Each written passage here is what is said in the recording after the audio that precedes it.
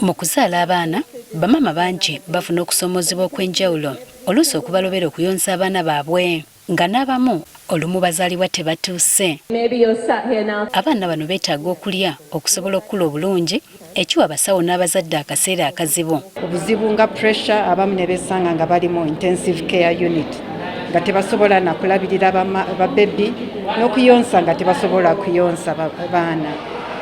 Oluusi osanga maama omu ng'alina abaana nga 5 nga bwe tulabye olwaleero kale maama omu abatasobola kubayonsa bonna. Kati ku mukolo Uganda kweyegatidde ku nsi yonna okujaguza olunaku lw'abaana abazaalibwa nga tebatuuse oguyindidde ku ddwaliro li Mulago Specialized Women and Neonatal Hospital abalikulira banjudde enteekateeka gye balina okuzimba ekifo awakumirwa amata g'amabeere okusobola okulinnya ekizibu kino ku nfeete. Call for human milk at all times. Whichever form it may come, let us advocate for it. Ati tugenda kutandikawo wano banka ya amata g'aba maama. Ba maama baffe bajja wano ne bapuresinga amata tugateeka mu banka.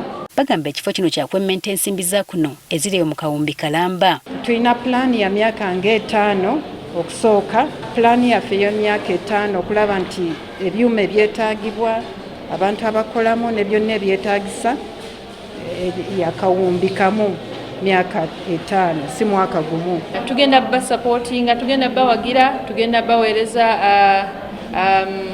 capacity, tubaweereze n'ensimbi also. G'amata agogerwako bano batunuulidde kugafuna mu bamaama abalina agasusse ku mwana gw'abayonsa ge yeetaaga. Mukyala ayinza kuba yazadde naye alina amata mangi kusinga amata ag'omwana w'ayagala, so atuleetera excess.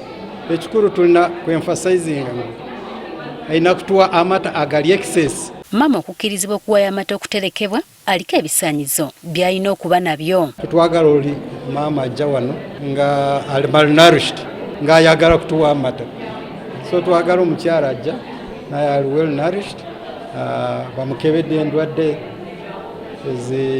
kyetaagisa kukebera n'alyoka n'atuwa amata.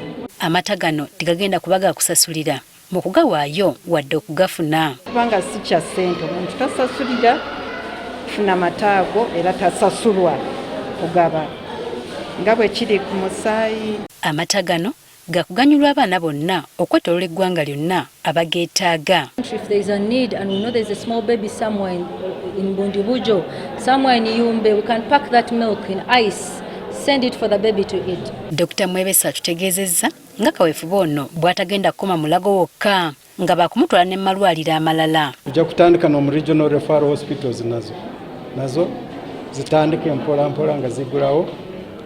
Tulina regional referral hospitals 16 tuyinza kutandika mu 4 then we expanding mpola mpola. Okusinziira ku kunoonyereza okuze kukolebwa ab'ebyobulamu abaana bangi bafa abalala ne batandika okuweebwa emmere etakkirizibwa ku bbanga lyabwe ng'entabwe eva ku bamama baabwe okubulwa amabeere.